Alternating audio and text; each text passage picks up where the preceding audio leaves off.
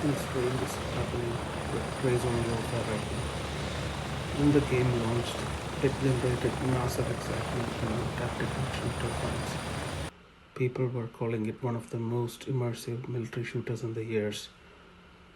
But recently, many players have started asking the same question: is Warzone Warfare actually losing players? And if it is, what's exactly going wrong?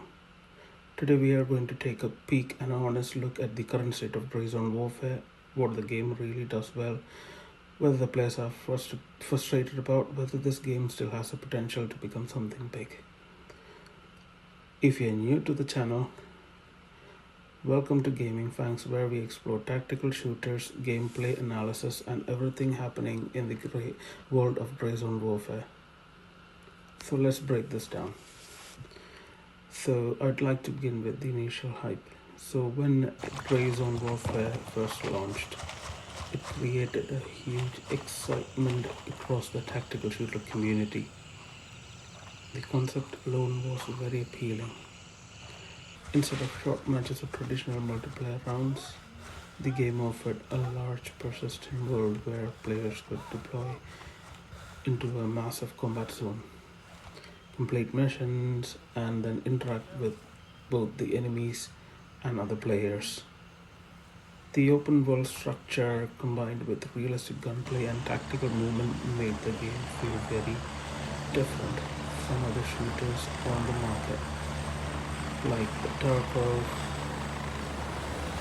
For players who enjoy more slower, more tactical experiences, Warzone Warfare immediately stood out as something big and something special. Many people believed this game could become one of the next major tactical shooters. So now let's jump into where the game does particularly well. To be fair, Warzone Warfare actually does a lot of things very well. Of my 450 hours of experience in this game, one of the strongest aspects would be the environment and the map design.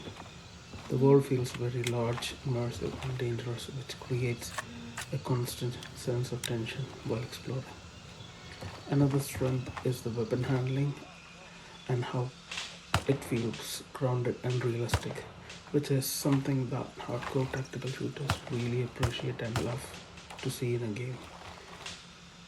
The pacing of the gameplay is also different from that of typical shooters. Instead of a constant fast action game, it encourages the players to move around carefully, think about positioning, approach, and encounters strategically. This slow and more methodical gameplay style is exactly what many fans of tactical shooters were looking for. Now, let's jump into where players are getting frustrated about in this game. However, there are many early access games. Warzone Warfare is not without its problems. One issue that players talk about is the performance and optimization. Some players experience frame drops or technical issues depending on the system configuration. Another common complaint is related to AI behavior. At times, AI enemies can feel inconsistent, or sometimes they are extremely deadly and accurate, while other times they do believe in a very unpredictable way or predictable. Mission variety is another thing where players want to see improvements. After several hours of gameplay, some missions can start to feel a bit more repetitive. These are some of the issues that were discussed during the early access, and the developers were continuing to improve over the time from the feedbacks from the gaming community. Let's see why the number of players matter now. For a multiplayer tactical game like this, player population is very important. If the number of active players drops too much, it can affect the overall experience, including the player encounters, mission activity, and the feeling of living battlefield. However, it's also important to remember that early access games often go through periods where player numbers rise and 4 depending on updates, patches, and new content. So, a temporary drop in players doesn't necessarily mean that the game is failing. So, the other question to ask here would be, can the game recover? The future of Grey Zone Warfare will largely depend on how the developers continue to support and improve the game.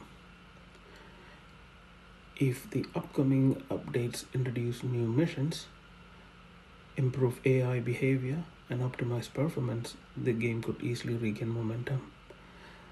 And that's something we need to watch out for 0.4 Spearhead. Many successful games today actually went through difficult stages before eventually becoming extremely popular. I believe Grey Zone Warfare still has a strong foundation, and if the development continues to be in the right direction, the game could still grow into something very special. But now I want to hear from you. Do you think, as me, do you think that Grey Zone Warfare is actually losing players, or are you on the other hand think game simply needs more time to develop? Let me know your thoughts in the comments below. And if you enjoy Grey Zone Warfare content and tactical shooters, make sure to subscribe to Gaming Fangs and join the pack. I'll see you in the next one. Cheerio.